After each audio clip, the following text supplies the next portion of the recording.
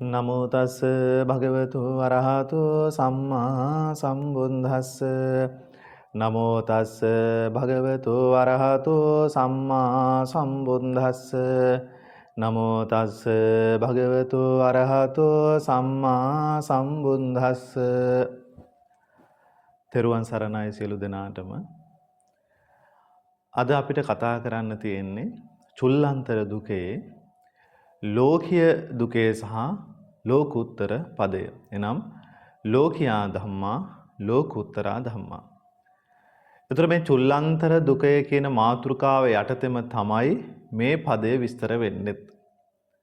චුල්ලන්තර දුකේ තමයි ප්‍රධාන මාතෘකාව. ඒකේ අපි සප්පච්චයා ධම්මා, අපච්චයා ධම්මා, සංකතා ධම්මා, අසංකතා ධම්මා, ඊට පස්සේ රූපිනෝ ධම්මා, අරූපිනෝ ධම්මා, සප්පටිඝ ධම්මා, අපටිඝ ධම්මා, සනිදස්සනා ධම්මා, අනිදස්සනා ධම්මා, මේ විදිහට මේ පද ටික කතා කරලා අවසන් අද අපිට තියෙන්නේ ලෝකියා ධම්මා සහ ලෝකුත්තරා ධම්මා. එතකොට මොකද්ද මේ ලෝකියා ධම්මා කියලා කියන්නේ? මෙවුවා අතිශයින්ම වැදගත්. මොකද හේතුව මේවා වැදගත් වෙන්නේ අපේ යම්කිසි මානසික වශයෙන් අපි විපස්සනා භූමිය හඳුනා ගැනීම අතිශයින්ම වැදගත් වෙනවා.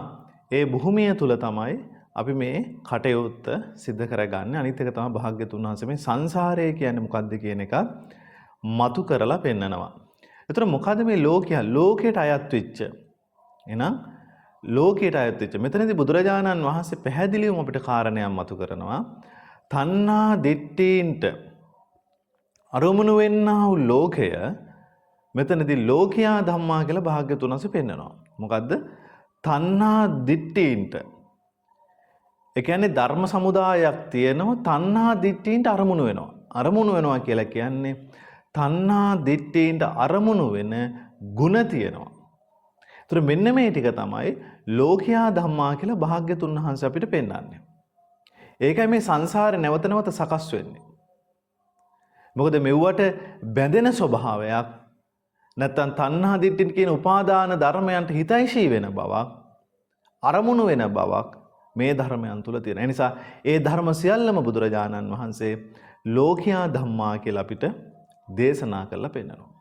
ඒතර පැහැදිලි ඇති. තණ්හා දිට්ඨින්ට අරමුණු වෙන ಗುಣ දරන්නා වූ සියලුම ධර්මයන් ලෝකියා ධම්මා කියලා භාග්‍යතුන් වහන්සේ පෙන්නනවා. ඒතර ලුජ්ජති පලුජ්ජති ලෝකෝ කියලා තවත් අර්ථ විග්‍රහ තියෙනවා. නමුත් මතක තියාගන්න මෙතනදී මේ ලෝකියා ධම්මා කියලා කියන්නේ පංච උපාදානස්කන්ධ ලෝක. එනම් තණ්හා දිට්ඨි නැමැති උපාදාන ධර්මයන්ට අරමුණු වෙන්නා වූ ධර්ම ටික තමයි ලෝකියා ධම්මා කියලා භාග්‍යතුන් වහන්සේ පෙන්නන්නේ. ඒතකොට ඕකෙදී ඔයගොල්ලෝ පංචස්කන්ධය සහ පංච උපාදානස්කන්ධය කියන එකේ විග්‍රහය මම හිතන්නේ අපි කලිනුත් කතා කළා. මේක පිළිබඳව දන්නවා නම් මේක එච්චර අපහසු වෙන්නේ නැහැ. ඒතොර බුදුරජාණන් වහන්සේ පංචස්කන්ධය කියලාද අපි කතා කරා සියලු 8 රූපෙම සියලුම සිත් 89 තියෙන වේදනා 89, ඒ වගේම සංඥා 89, සංඛාරස්කන්ධයේ සියලුම සිත් 89 වල තියෙන චෛසික ධර්ම ටික සිත් 89. ඒතොර ඕක තමයි පංචස්කන්ධය හැටියට භාග්‍යතුන් දේශනා ස්කන්ධ පහක්. ස්කන්ධ පහක්. ඒතර මේක තුල බුදුරජාණන් වහන්සේ පංච උපාදානස්කන්ධයක් පනවනවා. පංච උපාදානස්කන්ධයක් කියලා කියන්නේ මේ ධර්මවල තියෙනවා තණ්හා දිට්ඨියට. තණ්හා දිට්ඨි කියන්නේ ඒකෙම ඉන්න ධර්ම දෙකක් තමයි. එතනින්ම තමයි මේ ලෝකේ. ඒ කියන්නේ ලෝකේ පවතින්නේත්, ලෝකේ හැදෙන්නේත්, නිරුද්ධ වෙන්නේත් මෙතනමයි. එතනමයි. ඊට තණ්හා දිට්ඨියට හිතයිශී වෙන්නා වූ, තණ්හා දිට්ඨියට අරමුණු වෙන්නා වූ ගුණධර්ම ධර්ම ටික පංච උපාදානස්කන්ධය හැටියට බුදුරජාණන්සේ වෙනම අපිට එළියට අරගෙන පෙන්නනවා. ඒතර රූපස්කන්ධය කියලා කතා කරපු 8 රූපෙම රූපස්කන්ධත් වෙනවා. 8 රූපෙම රූප උපාදානස්කන්ධත් වෙනවා. මේක ඔයගොල්ලෝ දන්න කාරණයක්. මොකද හේතුව මේ කිසිදු රූපයක් නැහැ තණ්හා දිට්ඨීන්ට අරමුණු වෙන ಗುಣ නැති. කිසිදු රූපයක් නැහැ තණ්හා දිට්ඨීන්ට අරමුණු වෙන ಗುಣ නැති. හැම රූපයක් තුලම තණ්හා දිට්ඨීන්ට අරමුණු වෙනවා. ඒ කියන්නේ නැවත නැවත මේ රූප ධර්මයන් ඇසුරු කරගෙන මොකද වෙන්නේ? කර්ම ක්ලේශයන් සකස් වෙනවා. ඇයි සකස් වෙන්නේ? ඒ ධර්මයන්ට අරමුණු වීමේ ගුණ මේ රූප ධර්ම වල තියෙන. ඒකයි මේ රූපය උපාදාන කරගෙන මේ සිත් පහළ වෙන්නේ. අනිත් එක සිත් 89ම වේදනා 89 අපි වේදනා ස්කන්ධය කියලා කතා කළා. නමුත් ලෞකික සිත් 81 තියෙන වේදනාව තමයි වේදනා උපාදානස්කන්ධය බවට පත් වෙන්නේ. මොකද ලෞකික සිත් 81. ඊළඟ සංඥා ස්කන්ධය ගත්තාම සිත් 89ම සංඥාව සංඥා ස්කන්ධය වෙනවා. ලෞකික සිත් 81 තියෙන සංඥාව සංඥා උපාදානස්කන්ධය වෙනවා. එතකොට සංඛාරස්කන්ධය ගත්තාම සියලුම සිත් 89 තියෙන ඊතුරු චෛසික 50 මොකද වෙන්නේ? සංඛාරස්කන්ධය වෙනවා. ලෞකික සිත් 81 තියෙන සංඛාර ටික මොකද වෙන්නේ? සංඛාර උපාදානස්කන්ධය බවට පත් වෙනවා. සිත් 89 විඥානස්කන්ධය වෙනවා. සිත් 81 එනම් ලෞකික සිත් 81 ඔය සිත් බෙදීම මතක ඇති. ලෞකික සිත් 81 මොකද වෙන්නේ? විඥාන උපාදානස්කන්ධය වෙනවා. ඒ නිසා තමයි නැවත නැවත මේ සසර සකස් වීම කාරණේ සිද්ධ වෙන්නේ. ඒ නිසා මොකද වෙන්නේ? රූපය පිළිබඳ පරිග්‍රහයක් ඇති කරගත යුතුයි. වේදනාව පිළිබඳ පරිග්‍රහ ඥානයක් ඇති කරගත යුතුයි. සංඥා පිළිබඳව, සංඛාර පිළිබඳව සහ මේ ලෞකිකාදී සිත් පිළිබඳව. එහෙනම් ඒ සිත අවබෝධ වෙනකොට, ඒ සිත ප්‍රත්‍යක්ෂ වෙනකොට මේ සිතත් ඉපදීම් පැවතීම් නැතිවීම කියන ස්වභාවයෙන් යුක්ත බවත් ඒවත් මදි මේකත් හේතු ධර්මයන්ගෙන් සකස් වෙන ඵල ධර්මයක් බවත් යම් දවසක ඥානයකට හසු වුණොත් එහෙනම් මොකද වෙන්නේ? අන්න මේ තණ්හා දිට්ඨික දුර වෙලා යන්න පටන් ගන්නවා. ඒ කියන්නේ අපි මේ රූපය අවබෝධ වෙනකොට රූපේ නිරුද්ධ වෙන්නේ නැහැ. අපි රූපය අවබෝධ වෙනවා. රූපය අවබෝධයත් එක්ක මොකද මෙතෙක් කල රූපය බැඳෙන්න තිබිච්ච ධර්ම ටිකක් තමයි මේ තණ්හා දිට්ඨිය කියලා කියන්නේ. මෙන්න මේ ධර්ම ටික අපේ නැති වෙලා යනවා. මේ මනස තුළ නිරුද්ධ වෙන්න පටන් ගන්නවා. ඒ නිරුද්ධ වුණාම මොකද වෙන්නේ? නැවත සංසාරයකට නැවත මේ ධර්මයන් සකස් නොවන තැනටපත් වෙනවා. වේදනාව එන ලෞකික සුත්වල අපි කියන්නේ දැන් විපස්සනාව කියලා කරන්නේ මොකද්ද? මෙන්න මේ රූපය පිළිබඳව යම් විග්‍රහයක් කරගන්න එක, වේදනාව පිළිබඳව, සංඥාව පිළිබඳව, සංඛාරය පිළිබඳව සහ සිත් පිළිබඳව. ඒතර ඒ පිළිබඳව විධිමත් වූ ක්‍රමවේදයක් තුල අපි අවබෝධ වෙනකොට මේ රූපය නිරුද්ධ වෙන්නවත්, වේදනාව නිරුද්ධ වෙන්නවත්, සංඥාව නිරුද්ධ වෙන්නවත්, සංඛාරය නිරුද්ධ වෙන්නවත්, විඥානය නිරුද්ධ වෙන්නවත් නැහැ. අපි රූපය පිරිසිදු අවබෝධ කරගන්නවා, වේදනාව පිරිසිදු අවබෝධ කරගන්නවා, සංඥා පිරිසිදු අවබෝධ කරගන්නවා, සංඛාර ටික පිරිසිදු අවබෝධ කරගන්නවා. විඥානය කියන්නේ මොකක්ද කියන එක පිරිසිදු මේක සස්සුදක්සේ පැහැදිලි වෙනකොට, අවබෝධය වෙනකොට මෙතෙක් කල මෙතන අපිට බැඳෙන්න තිබුණා වූ යම් ස්වභාවයක් ඒ ස්වභාව මේ මායාවෙන් මනස අයින් වෙන්න පටන් ගන්නවා. කියන්නේ පවතින මායාව අවබෝධ කරගන්නවා.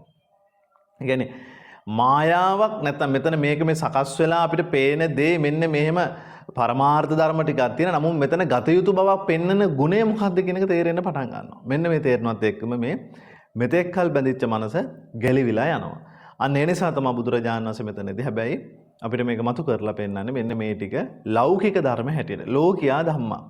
අපි කුසල් හිතක් වඩපුවාම ඒ කුසල් හිත ඇති වුණාම ලෞකික මොකද වෙන්නේ? ඒ කුසල් සුත තියෙනා වේදනා සංඥාදී ධර්මයන්ට අනේ මෙබඳු කුසල් සිත් ආදී ධර්මයන් පහළ වුණා නේද කියලා තණ්හා දිට්ඨිය අරමුණු තණ්හා දිට්ඨි ටික පහළ වෙනවා. පළවෙනි කුසල් චිත්ත විදිය පහළ වෙනවා. දෙවනුව පහළ වෙනවා. ඒ සිත උපාදානය කරගත්තු, උපනිශ්‍රය කරගත්තු, ඒ කියන්නේ අවිද්‍යාව උපනිශ්‍රය වෙච්ච යම් කිසි පොඩි සියුම් ලෝභ සහගත සිතක්. ඒ සිතෙන් මොකද වෙන්නේ? අර උපාදානය වෙනකොට අන්න අර කුසල් හිතට පුළුවන් වෙනවා. අපි සුගතියකට නැවත මේ ධර්මයන් සුගතියක් තුළ පහළ වෙන විදිහේ මූල බීජය සකස් කිරීමේ හැකියාව ලැබෙනවා. ඒ නිසා ඒක හොඳට ඒ කියන්නේ අපි ඒකයි භාග්‍යතුන් වහන්සේ මෙතනදී පෙන්නන්නේ. ඒතකොට අනිත් කුසලුත් එහෙමයි. ලෞකික කුසල් හැම එකක්ම එහෙමයි. අකුසලුත් එහෙමයි. ඒ නිසා මේ ලෝකියා ධම්මා කියලා කියන්නේ ලෝකෙට අයත් වෙච්ච එනම් පංච උපාදානස්කන්ධ ලෝකෙට අයත් වෙච්ච ධර්ම වලට කියනවා ලෝකියා ධම්මා කියලා. තව වැඩි විස්තරයක් කතා කරන්න යන්නේ නැහැ කාලය යන නිසා.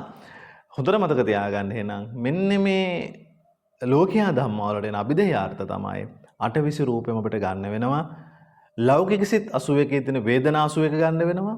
සංඥා ටික ගන්න වෙනවා. ඒ ලෞකික සිත් වල තියෙන සංඛාර ටික ගන්නට වෙනවා.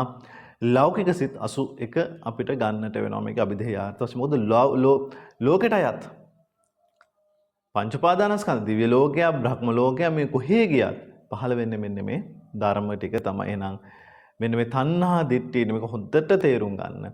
තණ්හා දිට්ඨීන්ට තණ්හා දිට්ඨිය කියන උපාදාන ධර්මයන්ට අරමුණු වෙන්නා වූ ගුණ දරන්නා වූ ධර්මතාව මෙතන ලෝකියා ධම්මා කියලා භාග්‍යතුන් වහන්සේ පෙන්නන්නේ.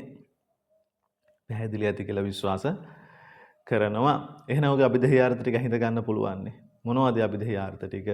රූපස්කන්ධය රූප 28 රූපස්කන්ධය වෙනවා. ලෞකික සිත 81 වේදනාව වේදනාස්කන්ධය වෙනවා. සංඥාව සංඥාස්කන්ධය වෙනවා. ඊටු චෛසික 50 සංඛාරස්කන්ධය වෙනවා. ලෞකික සිත් 81 විඥානස්කන්ධය වෙනවා. ආයතන වශයෙන් ගත්තාම ආයතන 12ම තියෙනවා. රූපස්කන්ධෙන් තියෙන හින්දා රූප ආයතන 10 තියෙනවා. සිත් 89 තියෙන හින්දා මන ආයතනය තියෙනවා. චෛසික ධර්ම 52 තියෙනවා ලෞකික සිත්වල. ඒ නිසා මොකද වෙන්නේ? සුකුම රූප 16යි ධම්මායතනය වෙනවා. ධාතු වශයෙන් ගත්තාම ධාතු 18ම නියෝජනයේට කට්ටිය ඉන්න මං හිතන අපහසු නෑ හිත ගන්න. රූප මේකද්ද? චක්කායතනේ, සෝතායතනේ, ගහන ආයතනේ තියෙන හින්දා චක්කු ධාතු, සෝත ධාතු, ගහන ධාතු ඒ ටික තියෙනවා. ඊළඟ චක්කු විඥාන ධාතු, සෝත විඥාන ධාතු, ගහන විඥාන ධාතු, ජීවා විඥාන ධාතු, කාය විඥාන ධාතු තියෙන දෙපස් විඥානවල සම්පටිච්ඡන යුගලයි පංචද්වාරජනයි තියෙන මනෝ ධාතු නියෝජනයේට ලෞකික සිත් 81කින් ඒ සිත් ධාතුන් අඩු කරලා ගත්තාම ඉතුරු ටික මනෝ විඥාන ධාතු වෙනවා. චෛසික 52යි, සුකුම රූප 16යි, ධම්ම ධාතු 18ටම ඉන්නවා. සෝ එහෙනම් මේ මම කියලා ගත්තු ලෝකයේ තුල තියෙන මෙන්න මේ ධාතු 18ක් විතරයි. ඊළඟ ආර්ය සත්‍ය වශයෙන් ගත්තාම මම හිතන්නේ බය වෙන්න කාරණයක් නැහැ. සත්‍ය දෙකයි අපිට මුණ ගැහෙන්නේ. ඒ තමයි ලෝභය තියෙනවා සමුදය සත්‍යයට. ඉතුරු චෛසික 51යි, ලෞකික සිත් 81යි, රූප 28යි. දුක්ඛ සත්‍ය වෙනවා. එහෙනම් මේක දුක්ඛ සත්‍යයක්. මතක තියාගන්න. මේ ලෝකයේ තුල ජීවිතේ මුණ ගැහෙන හැම දෙයක්ම දුක්ඛ සත්‍යයක්මයි. කවුරු හරි හිතනවා නම් සැපක් මුණ ගැහෙනවා කියලා. ඒ සැපේ කියන එක ගොඩ නැගෙන්නේ මතක තියාගන්න. හොඳට මතක තියාගන්න. මේ සැපේ කියලා යමක් මේ අපිට මේ ලෞකික ලෝකයේ තුල මුණ ගැහෙනවාද? ඒ මුණ ගැහෙන්නේ වෙනස කියන කාරණේ පමණමයි. ආස්වාදයක් තියෙන මේ ආස්වාදේ හරිම අල්පයි. හැබැයි ආස්වාදයේ භුක්ති විඳින්නට මහා ලොකු ආදීනවයක් විඳිනවා. ඒකයි භාග්‍යතුන් වහන්සේ දේශනා කරන්නේ. එහෙනම් මෙන්න මේ කාරණේ පිළිබඳව නැවත නැවතත් අපි ඇයි මේකෙන් මිදෙන්න ඕන කියන කාරණේ. ඇයි මේකෙන් ගැලවෙන්න ඕන කියන කාරණේ. ඒ නිසා භාග්‍යතුන් දේශනා කරේ එකයි මේ ලෝකය කියන්නේම දුක්ඛ සත්‍යය. මේක ASCII 아무තු විඳගෙන දඟලගෙන රැඳී ඉන්නට දෙයක් මේකේ නැහැ. ඉන්න මොහොතක් ගානේ දුකම තමයි ස්පර්ශ වෙන්නේ. ඒ නිසා එහෙනම් ඔන්න අපි කතා කරා ලෝකියා ධම්මා. ඊළඟට ලෝකුත්තරා ධම්මා. ලෝකයෙන් එතර වුණා වූ. එහෙනම් පංච උපාදානස්කන්ධ ධර්මයෙන් එතර කරවන්නා වූ ධර්මයන්ට කියන අපි ලෝකුත්තර උසස් වූ ධර්ම. ලෝකුත්තරා ධම්මා. ඒ ලෞකික ලෝකේ ඉක්මවලා යනවා. එහෙනම් මොකක්ද මේ ධර්ම භාග්‍යතුන් වහන්සේ පෙන්නනවා? ඒ තමයි මාර්ගඵල සිත් ටික සහ අසංකතෝ නිර්වාණ ධාතුව. ඒතර ලෝකෝත්තර කියන්නේ ලෝකයෙන් එතර වෙලා තියෙන්නේ නිර්වාණ ධර්මය. හැබැයි එතර වෙන මාර්ගයත් ප්‍රතිපදාවත් ලෝකෝත්තරම තමයි. මොකද ඒක දුක උරුම කරන ප්‍රතිපදාවක් නෙමෙයි. ආර්ෂ මාර්ගයේ දුකක් තමයි. සීලය වැඩි වීම, සමාධිය වැඩි වීම, ප්‍රඥාව වැඩි වීම යම් දුකක් තියෙනවද? නෑ නෙමෙයිනේ. බලන්නකො බණ භාවනා කරන්නේ මොනතරම් අමාරුද කියලා. හැබැයි සීල සමාධි ප්‍රඥා මාවත ඒ නිවන කියන ධර්මයේ ස්පර්ශ කරනවා. දුකෙන් අත මුදවනවා. ඒ නිසා මේ ලෝකයෙන් එතරට අරගෙන යනවා. ඒ නිසා අපි ඒකට කියනවා ලෝකුත්තරා කියලා. මොනවද? මාර්ගඵල සිත් ටික සහ ඒ උතුම් වූ නිර්වාණ ධාතුව. ඒතර දැන් මේ මාර්ගඵල හිත් වලින් කවදා ප්‍රතිසන්දි ධර්මය ලැබෙන්නේ නැහැ. සෝවාන් මාර්ග හිතෙන් අය ප්‍රතිසන්දි හම්බ වෙන්නේ නැහැ. සකුදාගාමී මාර්ගයෙන් ප්‍රතිසන්දි හම්බ වෙන්නේ නැහැ. අනාගාමී මාර්ගයෙන් ප්‍රතිසන්දි හම්බ වෙන්නේ නැහැ. අරිහත් මාර්ගයෙන් ප්‍රතිසන්දි හම්බ වෙන්නේ නැහැ. ඇයි හේතුව? ඒ සිත උපාදාන වේ ඒ සිත ඇසුරු කරගෙන තණ්හා දිට්ඨි පහළ වෙන්නේ නැහැ. ඇයි තණ්හා දිට්ඨි පහළ වෙන්නේ නැත්තේ? ඒ හිත තුල නැහැ. තණ්හා දිට්ඨියෙන් හිතයිශී වෙන ගුණ නැහැ. මොකද හේතුව ඒ අරමුණු කරන්නේ ඒ උතුම් වූ නිර්වාණ ධාතුව. ඒ නිසා ක්ලේශයන් පහළ වෙන්නේ නැහැ. ක්ලේශයන් පහළ වෙන්නේ නැති නිසා ඒ සිත මොකද වෙන්නේ? තණ්හා දිට්ඨියට සම්බන්ධ නොවන නිසා නැවත ප්‍රතිසන්දි ආදී ධර්මයන් පහළ කරවන්නේ නැහැ. ඒ නිසා සසරෙන් නිදහස් වෙච්ච කෙනෙක් බවට පත් නැවත ඒ උපාදානස්කන්ධ සකස් කරන්න ඕන බීජයේ හිත්වල නැහැ. තණ්හා වෙන්න ශෛවී යනකොට මේ මාර්ගඵල ආදී සිත් ධර්මයන් මතුවෙන්න පටන් ගන්නවා. ඒ නිසා බුදුරජාණන් වහන්සේ ලෝකෝත්තරා ධම්මා කියලා පෙන්නනවා මාර්ග සිත් සහ ඵල සිත් සහ අති උතුම් වූ නිර්වාණ ධාතු. ඒ සඳහා තමයි මහන්සි වෙන්නට ඕනේ. මේ සසරෙන් මිදෙන්නට එහෙනම් අපිට මේ ලෞකික ධර්මයන් මොකද පවතින ධර්මයෙන් තමයි ගැලවෙන්න තියෙන්නේ. අන්න ඒ පවතින ධර්මයන් ගැලවෙන්න යනකොට මොකද වෙන්නේ? අන්න ඒ තුලින් අපිට එතනින් එහාට යෑමේ හැකියාවක් තියෙනවා. ඒ නිසා බුදුරජාණන් වහන්සේ මේ දේශනා කරපු ලෝකෝත්තර ධම්මා කියනවා මෙන්න මේ පදයේදී මතක තියාගන්න. මොකද්ද? මෙතනදී අපිට ලැබෙනවා සිත් 8ක් සහ චෛතසිකයෝ ධර්ම කීයද 36ක් ලැබෙන උපරිමයෙන්ම සෝවාන් මාර්ග හිතක. මොකද ඒකෙදී අපිට ලැබෙන්නේ නෑ මොනවද? මොකද්ද මේ අපමඤ්ඤා චෛතසික දෙක. අපමඤ්ඤා චෛතසික දෙක ලැබෙන්නේ නැති නිසා චෛතසික ධර්ම 36යි නිර්වාණ ධාතුවයි. මෙතන ස්කන්ධ වශයෙන් අපිට කීයක් හම්බ වෙනවද? ස්කන්ධ වශයෙන් හම්බ වෙනවා වේදනා ස්කන්ධය, සංඥා ස්කන්ධය, සංඛාර ස්කන්ධය, විඥාන ස්කන්ධය. සිත් 8 විඥාන ස්කන්ධය වෙනවා. චෛතසික 36 වේදනාව වේදනා ස්කන්ධය වෙනවා. සංඥාව සංඥා ස්කන්ධය වෙනවා. ඊටු චෛතසික 34 සංඛාර ස්කන්ධය වෙනවා. ඊළඟ දේ තමයි ආයතන වශයෙන් ගත්තාම සිත් 8 මන ආයතනය වෙනවා. චෛතසික ටික සහ නිර්වාණය ධම්මායතනය වෙනවා. ඒ චෛතසික 36යි නිර්වාණයයි ධම්මායතනය බවට පත් වෙනවා. ධාතු වශයෙන් ගත්තාම සිත් 8 මනෝවිඤ්ඤාණ ධාතුව වෙනවා. චෛතසික 36යි නිර්වාණයයි ධම්ම ධාතුව බවට පත් වෙනවා. ඔන්න ඔය විදිහට මේකේ අර ආර්ය සත්‍ය වශයෙන් ගත්තාම නිර්වාණය නිරෝධ සත්‍ය වෙනවා. සෝවාන් මාර්ග, සකදාගාමී මාර්ග, අනාගාමී මාර්ග, අරිහත් මාර්ග කියනවා. මෙන්න මේ මාර්ග සිත් වල තියෙන මාර්ගාංග වට දෙන මාර්ග සත්‍ය වෙනවා. ඒතර සත්‍ය දෙකයි තියෙන්නේ. එහෙනම් ලෝකෝත්තර ධම්මා කියන එකේ ස්කන්ධ හතරයි, ආයතන දෙකයි, ධාතු දෙකයි, ආර්ය සත්‍ය දෙකයි. එහෙනම් මම පැහැදිලි ඇති. ඔක යම් කිසි සංක්ෂිප්ත වශයෙන් මේ කතා කළේ. එනිසා යම් අදහසක් එන්නේ නැති කියලා විශ්වාස කරනවා. එහෙනම් ලෝකියා ධම්මා, ලෝකෝත්තර ධම්මා කියන පදේ මෙතකින් මේ විදිහට අවසන් වෙනවා. එහෙනම් හැමදෙනාටම තෙරුවන් සරණයි.